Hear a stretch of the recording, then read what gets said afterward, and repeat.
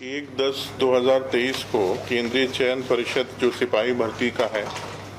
उसके द्वारा सिपाही भर्ती की परीक्षा 2 पालियों में की गई थी और परीक्षा के बाद इस प्रकार के मीडिया से रिपोर्ट्स आने लगी कि इसमें अनियमितताएं हुई हैं और कुछ गड़बड़ी की शिकायतें आई। कुछ प्रिंट इलेक्ट्रॉनिक मीडिया के माध्यम से प्रश्न पत्र के आंसर कीज को फ्लैश किया गया और इस प्रकार का ये माहौल बना कि कुछ न कुछ गड़बड़ इसमें हुआ है। तो इसकी सूचना जैसे ही सब तरफ फैली तो आर्थिक अपराध इकाई ने इसको पता संज्ञान लिया इसमें और हम लोगों ने इस मामले की जाँच करना शुरू कर दी। तभी जिले के एसपी जहां से इस प्रकार की शिकायतों की सूचनाएं आई उनसे बात की गई और उनके यहाँ जो भी एफआईआर दर्ज हुई थी या कंप्लेंट्स आई थी उनके बारे में हम लोगों ने जानकारी ली, उनसे सारे डिटेल्स प्राप्त किए। बहुत जगह रिकवरीज भी हुआ था गैजेट्स का, आंसर शीट्स के जो चिट्स होती हैं उनकी। जो मुख्य एफआईआर हुई थी जिसमें कुछ न कुछ आपराधिक गिरोह का संगठित लग रहा था जिनका हाथ हो सकता है, उनकी जानकारी प्राप्त की गई। जानकारियों को प्राप्त करने के पश्चात इसका अध्ययन हम लोगों के द्वारा किया गया और इसमें ये निर्णय लिया गया कि आर्थिक अपराध इकाई इस प्रकार के जितने भी केसेस दर्ज हुए हैं उन सब का टेक ओवर हम लोग करेंगे और जिन केसेस में इस प्रकार के साक्ष्य आ रहे हैं कि उसमें कोई संगठित गिरोह इन्वॉल्व है जिसके द्वारा अनियमितताएं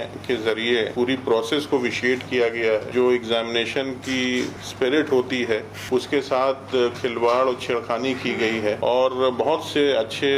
और जो मेहनत करने वाले बच्चे उनके भविष्य के साथ भी एक प्रकार का ये छेड़खानी है, दुस्साहस है। ऐसे सभी मामलों की एफआईआर्स को हम लोगों ने अलग से देखा और इसके बारे में फिर ये निर्णय हुआ कि इन सारे मामलों को आर्थिक अपराध इकाई की एक विशेष टीम इसका इन्वेस्टिगेशन को देखेगी, क्योंकि ऑलरेडी कमीशन के द्वारा दोनों पाली में परीक्षा हुई थी उसको कैंसिल कर दिया गया है और आगे भी जो 2 शिफ्ट होनी थी उनको भी उन्होंने स्थगित किया है। तो अब ये सारे मामलों को ईओयू के द्वारा टेक ओवर कर लिया गया है और हम लोग इसमें बहुत गहराई से इन्वेस्टिगेट करेंगे। जो भी इसमें दोषी होगा, मैंने पहले भी कहा है कि चाहे वो कोई भी हो, सरकारी कर्मचारी हो या प्राइवेट इंडिविजुअल होगा, उसके विरुद्ध कठोरतम कानूनी कार्रवाई की जाएगी और इस पूरे प्रकरण में जो लोग भी दोषी पाए जाएंगे, जो भी मॉडस ऑपरेंडाई उन्होंने इस्तेमाल किया है, जो विशिएट किया है जिससे एक प्रॉपर एग्जामिनेशन का माहौल, उनकी तह तक अनुसंधान जाएगा और उनके विरुद्ध कठोरतम कार्रवाई हम लोग करेंगे। कुल मिला के अभी तक जो हमारे पास डिटेल्स आए हैं वो बिहार के 40 में से 21 जिलों में एफआईआर दर्ज हुई हैं, जिसमें 67 केसेस दर्ज हुए हैं और इसमें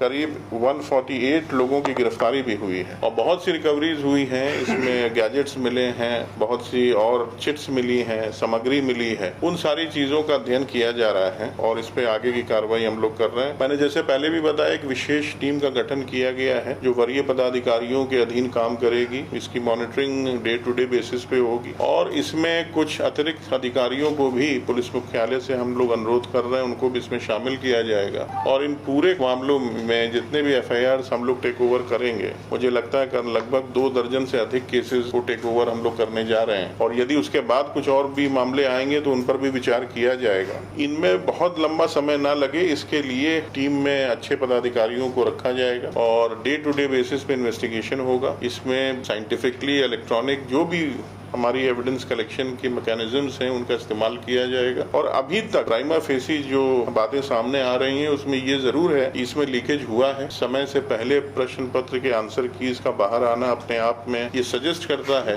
कि किसी न किसी माध्यम से प्रश्न पत्र लीक हुए हैं और कुछ लोगों के द्वारा उसके आंसर कीज बना के सर्कुलेट किया गया है और इसमें पैसे का भी लेन देन के साक्ष्य प्राप्त हुए हैं। अभी तक बहुत से कैंडिडेट्स के द्वारा भी ये बताया गया है कि उनको इस प्रकार के यूपीआई ट्रांजैक्शन के माध्यम से पैसे देने को कहा गया था और बाद में ये काफी वाइड स्प्रेड हो गया, हर जगह इस तरह की चीजें सामने आने लगी। तो ये अब इसमें किसी प्रकार का संदेह नहीं है लीकेज के इशू पर और उसी पे हम लोग अब अनुसंधान करेंगे। इसमें जो लोग भी हैं इन्वॉल्व, जैसे भी हैं, इसकी क्या भूमिका है वो आने वाले समय में पता चल जाएगी। हम लोगों ने इसमें बहुत पब्लिक के भी लोगों से, स्टूडेंट से भी बात किया है, उनके द्वारा भी हम लोगों को काफी सूचनाएं दी गई हैं और मैं आपके माध्यम से भी ये चाहूंगा कि हमारा जो टोल फ्री नंबर है आर्थिक अपराध इकाई का 0612 जो कोड है पटना का 2216-236 2216-236, ये टोल फ्री नंबर पर जो भी व्यक्ति किसी भी प्रकार की सूचना देना चाहता है, इस एग्जाम में जो गड़बड़ियां हुई हैं उससे रिलेटेड कोई भी बात हो, तो